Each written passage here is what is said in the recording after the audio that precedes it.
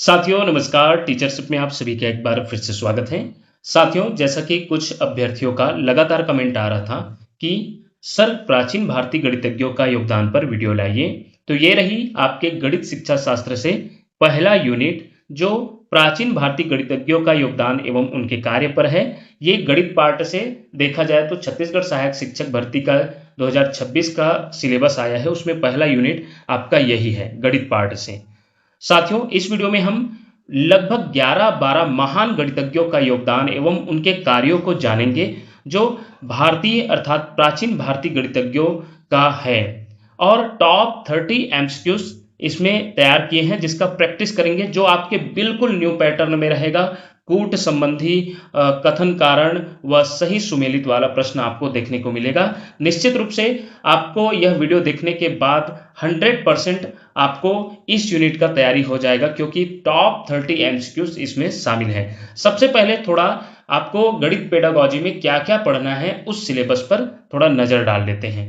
तो ये रही आपका सहायक शिक्षक भर्ती परीक्षा का पाठ्यक्रम सिलेबस, जिसमें गणित पार्ट में पहला यूनिट का हम इसमें वीडियो देखने वाले हैं, भूमिका प्राचीन भारतीय गणितज्ञों का योगदान एवं उनके कार्य। इसके जो दूसरा यूनिट है गणित की प्रकृति, इसका हमारे इसी चैनल के प्लेलिस्ट में आप जाकर जरूर देख सकते हैं। ये पहले से मौजूद है, इसलिए बहुत से अभ्यर्थियों का कमेंट आ रहा था पहले यूनिट को तैयार करने के लिए, लाने के लिए, क्योंकि ये पहले से मौजूद है और बहुत अच्छे तरीके से मौजूद है। जैसा कि SCERT प्री डीएलएड का बुक निर्माण किए हैं, उसी के सिलेबस से, उसी के पाठ्यक्रम से, बुक से लिया गया है इस सिलेबस को।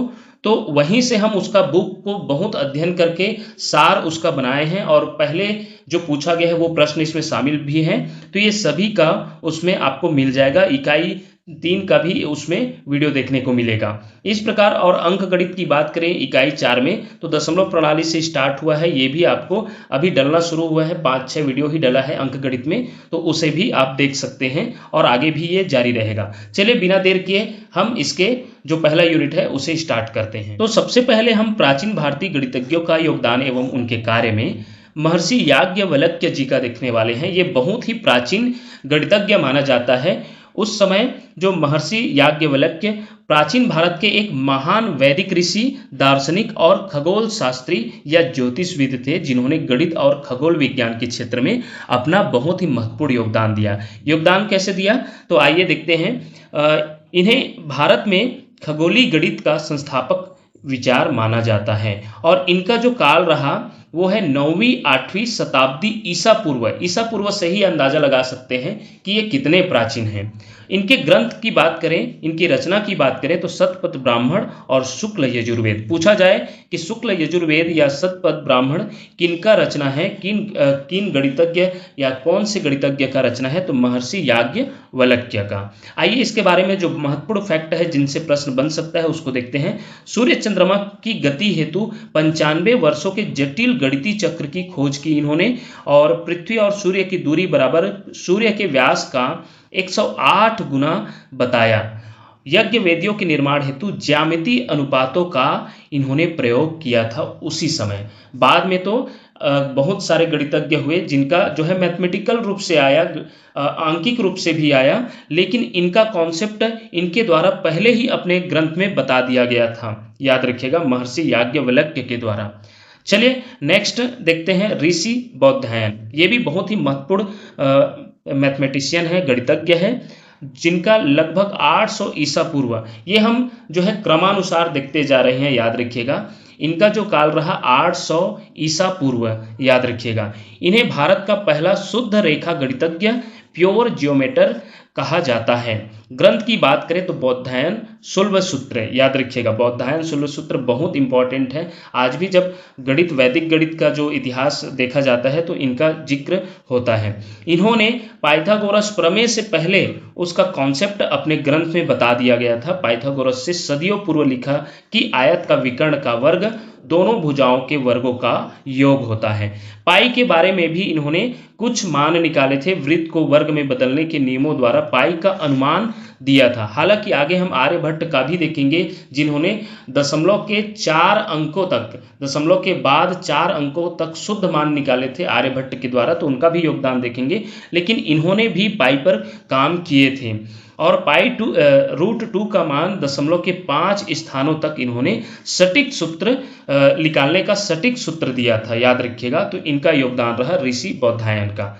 नेक्स्ट देखेंगे आचार्य पिंगल, बहुत महत्वपूर्ण ये भी गणितज्ञ है, क्योंकि आपने 10वीं में द्विधारी संख्या प्रणाली या कोई भी क्लास में आप द्विधारी संख्या प्रणाली, बाइनरी सिस्टम जो कंप्यूटर के लिए उपयोग की जाती है, उसके बारे में तो आप जानते ही होंगे। द्विधारी संख्या प्रणाली, इनके ही द्विधारी संख्या प्रणाली आचार्य पिंगल उनके जनक माने जाते हैं और इनका जो काल रहा 300 से 200 ईसा पूर्व, याद रखिएगा। और इनके जो ग्रंथ है वो छंद शास्त्र है, याद रखिएगा, छंद शास्त्र, हिंदी के छंद से याद रखिएगा, छंद शास्त्र। छंदों की गिनती हेतु इन्होंने लघु और गुरु का उपयोग किया। लघु में 0 और गुरु में 1, अर्थात लघु में छोटी मात्राओं को और गुरु में बड़ी मात्राओं की अवधारणा इन्होंने दी छंदों के माध्यम से, जो आज बाइनरी अर्थात द्विधारी पद्धति कहलाता है, जिसका आधार है ये संख्या 0 और 1। द्विधारी पद्धति का जो आधार संख्या है वो आपका 0 और 1 है। इन्होंने मेरु प्रस्तार बनाया, जिन्हें दुनिया पास्कल त्रिकोण के नाम से भी जाना जाता है। तो ये इनका योगदान है आचार्य पिंगल का, याद रखिएगा। साथियों, अब जो हम देखने वाले हैं वो है भारतीय गणित का शास्त्रीय युग या स्वर्ण काल कहा जाता है। स्वर्ण काल क्यों कहा जाता है? क्योंकि इनके जो 500 ईस्वी से 1200 ईस्वी के बीच जो गणितज्ञ आए, उनका बहुत ही ज्यादा योगदान रहा। जैसा कि इस काल में गणित के मूलभूत सिद्धांतों, जैसे कि हम बीज गणित, अलजेब्रा देखते हैं, त्रिकोणमिति, कलन, अंक गणित व खगोल विज्ञान, जिनके बिना हमारा गणित बिल्कुल भी अधूरा है। देखा जाए तो यह छोटे क्लासों से लेकर हायर मैथमेटिक्स में भी इनका बहुत ही बड़ा योगदान है, याद रखिएगा।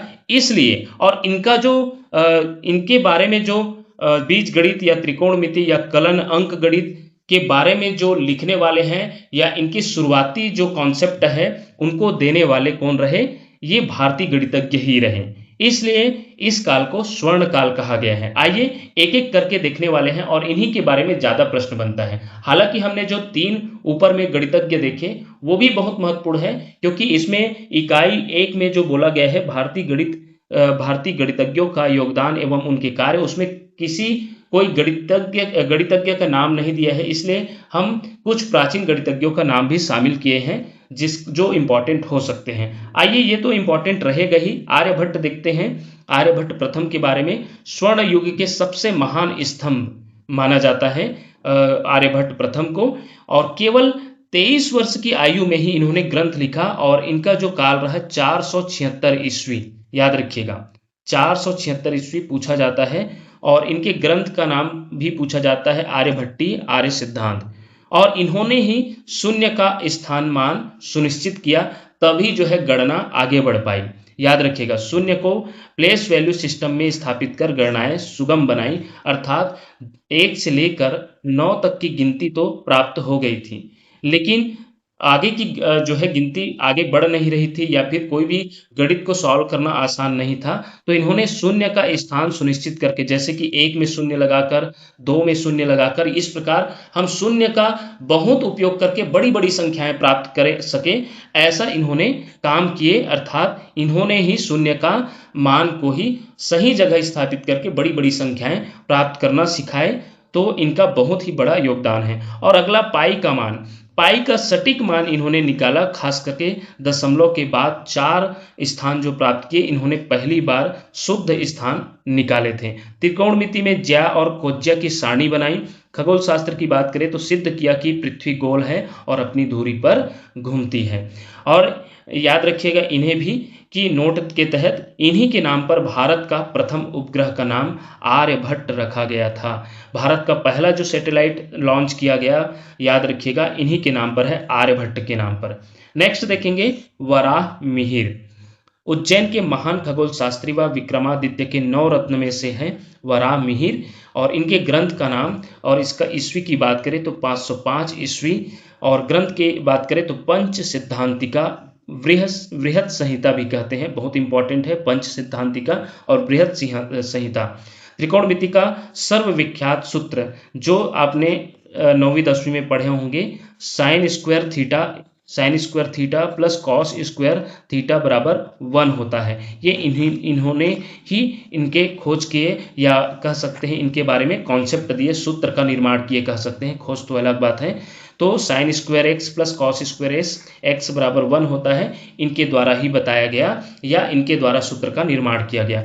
पास्कल त्रिकोण मेरु प्रस्तार के नियमों को अत्यंत सरल बनाया। जैसा कि हमने ऊपर भी देखे कि पास्कल त्रिकोण के बारे में एक और जो गणितज्ञ रहे जिसका हम अभी जिक्र किए, उन्होंने भी पास्कल त्रिकोण या मेरु प्रस्तार के नियमों को उन्होंने बताए थे, लेकिन इनके द्वारा इनको और सरल बताया गया। नेक्स्ट अब हम देखेंगे ब्रह्मगुप्त। ब्रह्मगुप्त शून्य को एक स्वतंत्र संख्या के रूप में प्रयोग करने का नियम देने वाले प्रथम गणितज्ञ। ग्रंथ का नाम है ब्रह्मस्फुट सिद्धांत। याद रखिएगा, ब्रह्मगुप्त के द्वारा ब्रह्मस्फुट सिद्धांत, ये याद रखना बहुत आसान है। और इनका जो काल रहा 598 ईस्वी। आगे हम इसको एक बार और ईस्वी के साथ और सदी के साथ देखेंगे, सारणी के साथ और याद रखने के तरीके के साथ। तो अभी हम इसके बारे में देख रहे हैं। शून्य के नियम गणितीय संक्रियाओं के नियम बनाए, जैसा कि शून्य के साथ किसी भी संख्या का गुणा करते हैं तो उसका उत्तर शून्य ही आता है, इनके द्वारा यह कॉन्सेप्ट दिया गया। ऋणात्मक संख्याएं पॉजिटिव व नेगेटिव संख्याओं से अलजेब्रा के नियम बनाए गए, और चक्रीय चतुर्भुज क्षेत्रफल हेतु ब्रह्मगुप्त सूत्र की रचना की। तो ब्रह्मगुप्त सूत्र ब्रह्मगुप्त के द्वारा दिया गया, ये याद रखना आसान रहेगा। नेक्स्ट है श्रीधराचार्य के बारे में आपने तो 10वीं के गणित में देखे ही होंगे। द्विघात समीकरण, जैसा कि आप जानते हैं द्विघात समीकरण, इनका काल रहा लगभग 750 ईस्वी, और द्विघात समीकरण का सूत्र का निर्माण करता, या इन्हें सूत्र विधि भी कहते हैं, आप सभी जानते हैं। वर्ग समीकरण को सॉल्व करने का एक बहुत ही आसान तरीका सूत्र विधि है, जिनके जो है लाने वाले कौन है, श्रीधराचार्य, और इन्हीं के नाम पर इसे श्रीधराचार्य सूत्र भी कहते हैं। आपने इस प्रकार के जो है वर्ग समीकरण का फार्मूला देखे होंगे, x बराबर minus b plus minus under root b का square minus 4ac upon 2a। तो इस प्रकार आपने जरूर सूत्र देखे होंगे। यह किनके द्वारा दिया गया सूत्र है, श्रीधराचार्य के द्वारा। तो इनका भी बहुत ही योगदान है। और ग्रंथ की बात करें तो पाटी गणित और त्रिशतिका, अंक गणित व बीज गणित को सरल बनाने वाले महान आचार्य थे श्रीधराचार्य। याद रखिएगा, इनका जो है इस सूत्र से वर्ग समीकरण को सॉल्व करना बहुत आसान हो जाता है। आप सभी जानते होंगे गणित जो है, यदि आप 10वीं का गणित याद आ रहा होगा तो। नेक्स्ट देखेंगे महावीर, मैसूर के जैन गणितज्ञ, इनके लगभग 850 ईस्वी इनका काल है, और ग्रंथ है गणित सार संग्रह। ये बहुत इंपॉर्टेंट है, गणित सार संग्रह। लघुत्तम समापवर्त्य एलसीएम निकालने की विधियां इनके द्वारा बताई गई। स्पष्ट किया कि ऋणात्मक संख्या का वर्गमूल वास्तविक संख्या नहीं हो सकती। और महावीर के जो ग्रंथ का नाम है वो गणित सार संग्रह, याद रखिएगा। नेक्स्ट है आर्यभट्ट द्वितीय। आर्यभट्ट प्रथम और आर्यभट्ट द्वितीय अलग अलग है साथियों। तो द्वितीय का जानिएगा, इनका जो ग्रंथ है महासिद्धांत और कुट्टक अनिश्चित समीकरणों ax माइनस बी वाई बराबर c को हल करने की बीज गणितीय विधियां इनके द्वारा बनाई गई। कुट्टक से याद रखिएगा, आर्यभट्ट द्वितीय और कुट्टक, ट आ रहा है लेकिन द्वितीय से याद रखिएगा, कुट्टक, और गुणा व वर्गमूल की प्रक्रियाओं को सरल किया तथा साइन टेबल को सूक्ष्म स्तर पर सुधारा। आर्यभट्ट द्वितीय के द्वारा, जिनका काल रहा लगभग 950 ईस्वी। नेक्स्ट देखेंगे भास्कराचार्य, जिन्हें भास्कर द्वितीय भी कहा जाता है। प्राचीन व मध्यकालीन भारत के अंतिम महान गणितज्ञ, याद रखिएगा। ग्रंथ है ये प्राचीन गणितज्ञ में ये अंतिम कहा जा सकता है, क्योंकि श्री निवास रामानुजन को आधुनिक माना जाता है। उतना आधुनिक नहीं, लेकिन आइए इनके बारे में भी देखेंगे। सबसे पहले इनको जान लेते हैं, भास्कराचार्य। इनके जो ग्रंथ का नाम है सिद्धांत शिरोमणि लीलावती। लीलावती से याद रखिएगा, बहुत इंपॉर्टेंट है इनकी रचना, ये इससे प्रश्न बनता है। लीलावती, बीज गणित, ग्रह गणित, गोलाध्याय, तो ये सभी आपके भास्कराचार्य के रचना है, ग्रंथ है। लीलावती पुत्री लीलावती को गणित सिखाने हेतु काव्य रूप में अंक गणित रचा। अनंत के बारे में सिद्ध किया कि a/0 ये जो है अनडिफाइन होता है, याद रखिएगा। ये अनडिफाइंड कह सकते हैं, इन्फिनिटिव होता है, या इसको डिफाइन नहीं किया जा सकता। जैसा कि आप जानते हैं कि जीरो यदि ऊपर में हो किसी संख्या का तो इसका उत्तर जीरो होता है, लेकिन यदि नीचे में हो जाए जीरो, डिनोमिनेटर में हर में जीरो हो जाए तो उसका वैल्यू बिल्कुल भी जीरो नहीं होता, वो अनडिफाइंड होता है। उसे अपरिभाषित भी कहते हैं हिंदी में, या दर्शाने के लिए ये इन्फिनेटिव का साइन लगा देते हैं। तो इन्हीं के द्वारा इस कॉन्सेप्ट को बताया गया। न्यूटन से 500 वर्ष पूर्व अवकलन की खोज इनके द्वारा किया जा चुका था। नेक्स्ट अब हम देखेंगे श्रीनिवास रामानुजन के बारे में। बहुत महान गणितज्ञ है और इनके ही जन्मदिन के अवसर पर हमारे देश में राष्ट्रीय गणित दिवस, नेशनल मैथमेटिक्स डे मनाया जाता है। याद रखिएगा, इनका जो काल रहा 1887 से 1920 ईस्वी। आधुनिक भारत के महान गणितीय जीनियस कहा जाता है। कार्य इनका देखा जाए तो रामानुजन नोटबुक, जिसमें 3900 प्रमेय व समीकरण दिए थे। इनके जो है बहुत समय बाद, इनके निधन के बहुत समय बाद इनके प्रमेय को आज भी 2012 में कुछ सिद्ध किया गया, इतने प्रमेय दे चुके थे। याद रखिएगा, तो इनका बहुत ही महान कार्य है गणित के क्षेत्र में, तो इनको तो हमें शामिल करना बनता ही था इस वीडियो में, या जो गणित महान गणितज्ञों का जो योगदान और कार्य जो टॉपिक है उसमें। तो इन्होंने पाई अनंत श्रेणी तक इनका नाम निकाला, मान निकाला, जो सुपर कंप्यूटर के द्वारा निकाला जाता है। उसका पहले से इन्होंने बहुत अंकों तक निकाल चुके थे, जैसा कि 3.14 आगे बहुत सारा आता है इसका, वो बहुत लंबा तक निकाल चुके थे। पाई का अरबों अंकों तक मान निकाल चुके थे इनके द्वारा। रामानुजन हार्डी संख्या 1729 को रामानुजन हार्डी संख्या कहा जाता है। और इसके पीछे एक कहानी भी है, जैसे कि रामानुजन और हार्डी जो है विदेशी मैथमेटिशियन थे और उस समय विदेश में थे रामानुजन। तो जब हार्डी के द्वारा यात्रा करके रामानुजन के पास आया गया तो रामानुजन उनके बारे में पूछे कि यात्रा कैसा रहा, तो हार्डी के द्वारा बताया गया कुछ खास नहीं। टैक्सी भी मिला था, उसका नंबर कुछ इस प्रकार था 1729, तो वो भी कोई खास नंबर नहीं था। तो उनके द्वारा जवाब दिया गया रामानुजन के द्वारा कि वो खास नंबर ही है। खास नंबर ये है 1729 कि यह अंकों का दो पेयर्स का उसके क्यूब को जोड़ेंगे तो उस 1729 प्राप्त होता है। जैसे कि 1 का क्यूब और 12 का क्यूब को आपस में जोड़ेंगे तो भी 1729 प्राप्त होगा, और 9 का क्यूब और 10 का क्यूब को भी जोड़ेंगे तो भी 1729 प्राप्त होगा। इसलिए इसे रामानुजन हार्डी संख्या कहा गया, क्योंकि उनके बीच ये संवाद के माध्यम से ये अंक को बताया गया था उसके बारे में। नेक्स्ट है जो पार्शियल फंक्शंस, ये आपके जो है हायर मैथमेटिक्स से रिलेटेड जो है मॉक थीटा फंक्शन, ये भी आपके ब्लैक होल व क्वांटम फिजिक्स में प्रयुक्त होता है। तो इसका भी जो है कॉन्सेप्ट इन्हीं के द्वारा दिया गया। तो ये रही आपके महान गणितज्ञ जो भारतीय है। याद रखिएगा, प्राचीन भारतीय गणितज्ञों में शामिल है और इनका जो है बहुत योगदान है। आइए अब हम जो है थोड़ा रिवीजन कर लेते हैं, जो परीक्षा की दृष्टि से किसे ज़्यादा याद रखना है उसे देख लेते हैं। प्रमुख गणितज्ञ, समय एवं शताब्दी, जैसे कि आर्यभट्ट को याद रखिएगा, प्रथम को ज़्यादा पूछा जाता है, जो उसका समय रहा 476 ईस्वी, और इनके शताब्दी को याद रखेंगे तो 5वीं शताब्दी इन्हें याद रखिएगा। 5वीं शताब्दी में इनका जो है काल रहा आर्यभट्ट का। वराहमिहिर की बात करें तो 500 ईस्वी जिसे से ऊपर थोड़ा तो 506 ईस्वी है, तो इसको 6वीं शताब्दी में मान लिया जाता है। वही ब्रह्मगुप्त 598 से 600 ईस्वी, तो इन्हें 7वीं शताब्दी में मान लिया जाता है। महावीराचार्य को 800 ईस्वी से प्लस तो 9वीं शताब्दी में, और भास्कराचार्य को 12वीं शताब्दी में। तो इस प्रकार शताब्दी से भी कभी कभी प्रश्न पूछ दिया जाता है। नेक्स्ट देखें तो प्रमुख ग्रंथ एवं उनके रचनाकार। ग्रंथ की बात करें तो आर्यभट्टीय, और रचनाकार लेखक की बात करें तो आर्यभट्टी नाम से स्पष्ट है कि इनके रचनाकार कौन हो सकते हैं, आर्यभट्ट। पंच सिद्धांतिका, बृहत संहिता, वराहमिहिर का रचना है, याद रखिएगा। ब्रह्म स्फुट सिद्धांत, ब्रह्मगुप्त का। गणित सार संग्रह, महावीराचार्य। लीलावती, भास्कराचार्य, जो अपनी पुत्री को अंक गणित सिखाने के लिए एक सीधा रचना कर दिए थे। तो ये रही आपका जो कुछ महान गणितज्ञ हैं उनके रचना, जो ज़्यादातर इनसे पूछा जाता है। लेकिन इसमें जितने भी 11 महान गणितज्ञों का देखें, उनका सभी का आप रिवीजन कीजिएगा। यदि पीडीएफ प्राप्त करना हो तो हमारे टेलीग्राम में जुड़िएगा। हम उस पीडीएफ को टेलीग्राम में बिल्कुल फ्री ऑफ कास्ट, फ्री में हम डाल देते हैं पीडीएफ क्लास होने के बाद।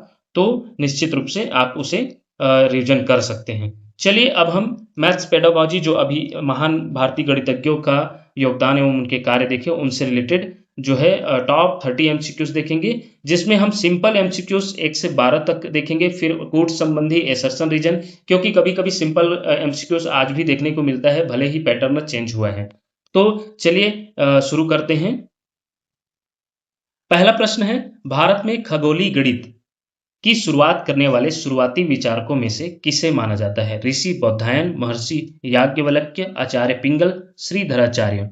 तो इसका उत्तर क्या हो जाएगा? Option B. सबसे शुरू में इनके बारे में हमने देखे, महर्षि याज्ञवल्क्य के बारे में। नेक्स्ट प्रश्न है, भारत का पहला शुद्ध रेखा गणितज्ञ, प्योर जियोमेटर किसे कहा जाता है, किसे माना जाता है, जिन्होंने शुल्ब सूत्र की रचना की? तो इसका उत्तर क्या हो जाएगा? Option A, Rishi Baudhayana. Next देखेंगे, कंप्यूटर की बाइनरी भाषा 0 और 1 का मूल आधार लघु और गुरु की अवधारणा किस गणितज्ञ ने दी थी? महावीराचार्य, भास्कराचार्य, आचार्य पिंगल, श्रीनिवास रामानुजन। तो इसका उत्तर क्या हो जाएगा? ऑप्शन सी, आचार्य पिंगल। पास्कल त्रिकोण को प्राचीन भारत में किस नाम से जाना जाता था? कुट्टक विधि, मेरु प्रस्तार, लीलावती चक्र, शुल्ब नियम। तो इसका उत्तर है मेरु प्रस्तार। ऑप्शन बी इसका राइट आंसर हो जाएगा। नेक्स्ट देखेंगे, शून्य को संख्या प्रणाली में स्थानमान या प्लेस वैल्यू सिस्टम के साथ स्थापित करने का श्रेय किसे माना जाता है? आर्यभट्ट प्रथम, आर्यभट्ट द्वितीय, वराहमिहिर, महावीराचार्य। तो इसका उत्तर क्या हो जाएगा? ऑप्शन ए, आर्यभट्ट प्रथम के द्वारा, याद रखिएगा। नेक्स्ट देखेंगे, त्रिकोणमिति में मूलभूत सर्वसमीका sine square x plus cos square x equal 1 का सूत्र किस गणितज्ञ द्वारा दिया गया? ब्रह्मगुप्त, वराहमिहिर, श्रीधराचार्य, भास्कराचार्य। तो इसका उत्तर क्या हो जाएगा? Option B, Varahamihira. बहुत इंपॉर्टेंट है, अभी हमने ऊपर देखे भी हैं। नेक्स्ट देखते हैं, शून्य को एक स्वतंत्र संख्या के रूप में इस्तेमाल करने और इसके गणितीय नियम a इंटू 0 इक्वल 0 देने वाले पहले गणितज्ञ कौन थे? आर्यभट्ट प्रथम, ब्रह्मगुप्त, महर्षि याज्ञवल्क्य, श्रीनिवास रामानुजन। इसका उत्तर क्या हो जाएगा? Option B, Brahmagupta. नेक्स्ट देखते हैं, द्विघात समीकरण ax² plus bx plus c बराबर 0 को हल करने का अचूक सूत्र किसने दिया? तो इसका उत्तर है आपका श्रीधराचार्य। ऑप्शन ए इसका राइट आंसर हो जाएगा। प्रसिद्ध गणितीय ग्रंथ गणित सार संग्रह की रचना मैसूर के किस जैन गणितज्ञ ने की थी? तो इसका क्या हो जाएगा उत्तर? इसका हो जाएगा ऑप्शन बी, महावीराचार्य। गणित सार संग्रह जब आएगा तो महावीराचार्य को डालिएगा। नेक्स्ट देखते हैं, किसी भी संख्या को शून्य से भाग देने पर परिणाम अनंत होता है या अपरिभाषित होता है, यह कथन किसका है? तो इसका उत्तर क्या हो जाएगा? ऑप्शन बी, भास्कराचार्य या भास्कर द्वितीय। रामानुजन हार्डी संख्या या टैक्सी कैब नंबर कौन सी संख्या कहलाती है? तो अभी हम देखें 1729। ऑप्शन सी इसका राइट आंसर हो जाएगा। नेक्स्ट है, भारत में हर वर्ष 22 दिसंबर को राष्ट्रीय गणित दिवस किस महान गणितज्ञ के सम्मान में मनाया जाता है? आर्यभट्ट प्रथम, भास्कराचार्य, श्रीनिवास रामानुजन, ब्रह्मगुप्त। तो इसका उत्तर क्या हो जाएगा साथियों? इसका उत्तर हो जाएगा क्या हो जाएगा आपका? श्रीनिवास रामानुजन। याद रखिएगा, अभी हमने देखे इसके बारे में, जो प्राचीन गणितज्ञ नहीं आधुनिक में आ जाते हैं, थोड़ा आधुनिक में कह सकते हैं। तो ये रही आपका जो है सिंपल प्रश्न। अब हम देखने वाले हैं कूट संबंधी या सही सुमेलित वाले प्रश्नों का शुरुआत करते हैं। तो इसमें सही सुमेलित वाला पहला देखते हैं, जिसमें 13वां क्वेश्चन है, सूची 1 में गणितज्ञ और सूची 2 में उनके मुख्य ग्रंथ से सुमेलित कीजिए, सही विकल्प चुनिए। सूची 1 में गणितज्ञ और सूची 2 में ग्रंथ का नाम है। तो आर्यभट्ट प्रथम, ब्रह्मगुप्त, महावीर और भास्कराचार्य। तो आर्यभट्ट से तो आप देख रहे होंगे आर्यभट्टी हो जाएगा, तो ए का हो जाएगा। बहुत ही आसान है, क्योंकि अभी आप अपने लेक्चर देखे होंगे और इसको आर्यभट्ट से ही देखेंगे तो बहुत जल्दी आप इसको जान लेंगे। और ब्रह्मगुप्त आपके ब्रह्म स्फुट सिद्धांत हो जाएगा। और आप जानते हैं जो तो आपका बी का क्या हो गया? फर्स्ट हो गया। और उसके आधार पर देखा जाए तो देख सकते हैं आपको आसानी से उत्तर दिख गया होगा। ए का 3, बी का 1 और सी का आपका क्या हो जाएगा? सी का महावीर का क्या हो जाएगा आपका? महावीर का सी का 4 गणित सार संग्रह, और भास्कराचार्य का क्या हो जाएगा? सिद्धांत शिरोमणि लीलावती। तो ये आपका ऑप्शन ए इसका राइट आंसर हो जाएगा, डी का 2।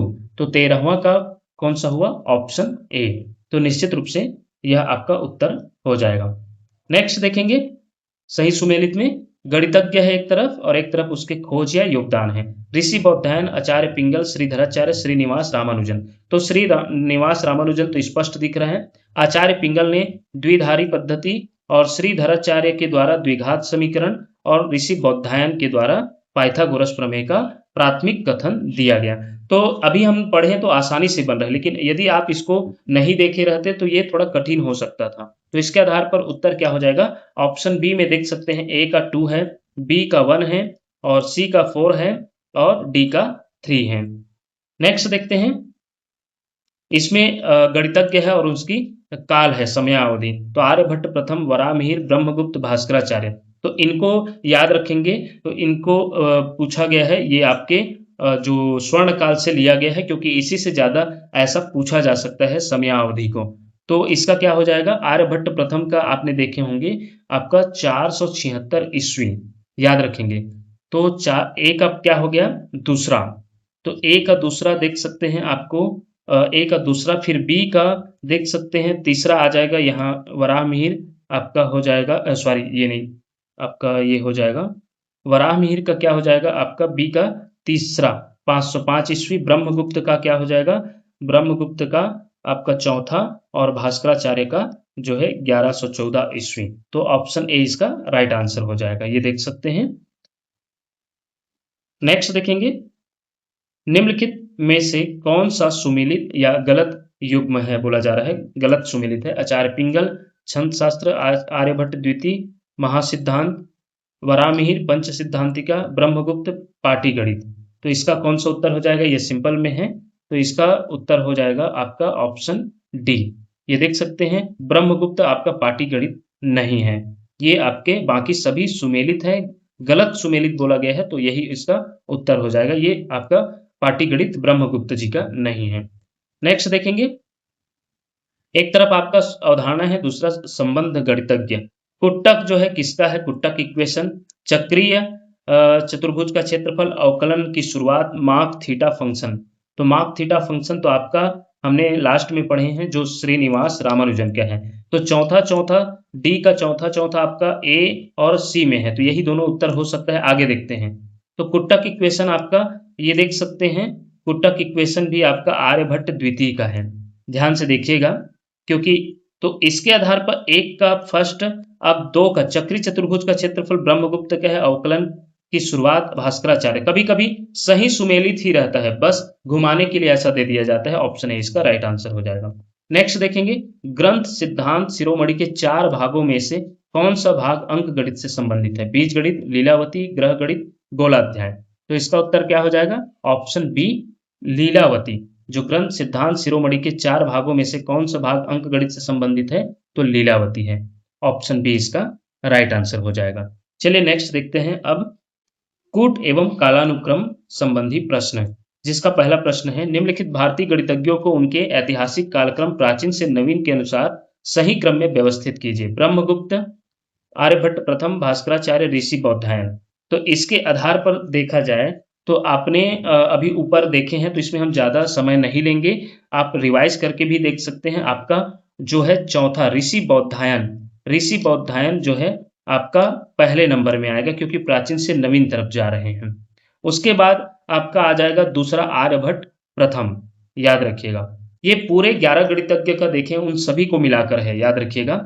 फिर आपका पहला आ जाएगा इसके बाद ब्रह्मगुप्त, उसके बाद जो है इसका तीसरा भास्कराचार्य। तो ये आ जाएगा इसका क्रम, ऑप्शन ए इसका राइट आंसर हो जाएगा। नेक्स्ट देखते हैं, भारतीय गणित का शास्त्रीय युग या स्वर्ण काल किस समयावधि को कहा जाता है? तो आपने देखे होंगे कहां से कहां तक, ऑप्शन बी 500 ईस्वी से 1200 ईस्वी तक के काल को, याद रखिएगा। ऑप्शन बी इसका राइट आंसर हो जाएगा। नेक्स्ट है, शास्त्रीय युग के उत्तरार्ध एवं मध्यकालीन गणितज्ञों का सही कालानुक्रमिक क्रम क्या है? तो इसका उत्तर देखेंगे, इसका हो जाएगा श्रीधराचार्य, महावीर, आर्यभट्ट द्वितीय, भास्कर द्वितीय। तो इसका उत्तर आपका ये सीधा क्रमानुसार है साथियों, 1 2 3 4, श्रीधराचार्य, महावीर, आर्यभट्ट द्वितीय, भास्कर द्वितीय। ये बिल्कुल क्रमानुसार है, सही कालानुक्रमिक है। नेक्स्ट देखते हैं, आर्यभट्ट प्रथम के संदर्भ में निम्नलिखित कथनों पर विचार कीजिए। उन्होंने पाई का मान 3.1416 निकाला, बिल्कुल सही है, याद रखिएगा 4 अंकों तक शुद्ध मान निकाले थे।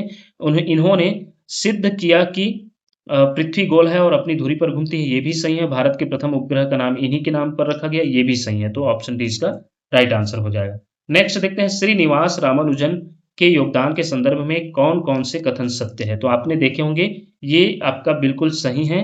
उन्होंने मार्क थीटा फंक्शन दिया, ये भी है।